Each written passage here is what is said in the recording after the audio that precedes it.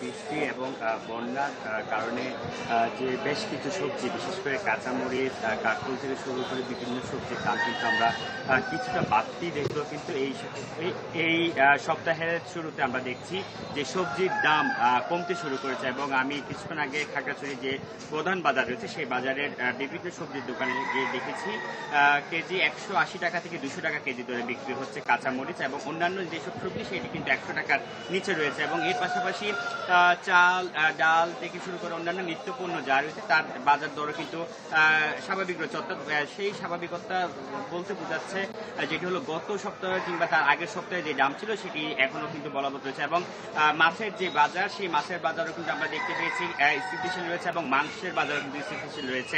এবং মাছের বাজারে কিছুটা সরবরাহ কম থাকার অজুহাতে, কিংবা যেহেতু কাপ্তাই লেকের পার্বত্য চট্টগ্রামে বিশেষ করে খাগড়াছড়ি এবং রাঙ্গামাটিতে বিশেষ করে কাপ্তাই লেক নির্ভর কিন্তু মাছের যে চাহিদা সেটি পূরণ করা হয়, এবং সেই কারণে কিন্তু কাপ্তাই লেকে যেহেতু এখন মাছ ধরা বন্ধ রয়েছে সেখানে কিন্তু মাছের সরবরাহ কিছুটা কমের অজুহাতে মাছের দাম কিছুটা বাড়তি রয়েছে। তবে মাংসের বাজার যেটি সেটি কিন্তু নির্ধারিত যে, অর্থাৎ জেলা প্রশাসনের নির্ধারিত যে মূল্য সেই মূল্যই বিক্রয় হচ্ছে। তো সবকিছু মিলিয়ে এই ছিল আমার কাছে খাগড়াছড়ি থেকে বাজার দর নিয়ে খবরাখবর। জুবাই মানিক, ধন্যবাদ আপনাকে। দর্শক, খাগড়াছড়ির বাজার পরিস্থিতি জানাচ্ছিলেন সহকর্মী নুরুস সাফা মানিক।